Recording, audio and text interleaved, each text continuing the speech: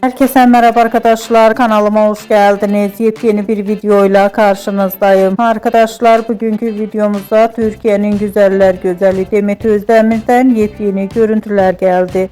Ben de bu görüntüleri sizler için YouTube kanalımda video halinde sunuyorum arkadaşlar. Umarım beğenirsiniz.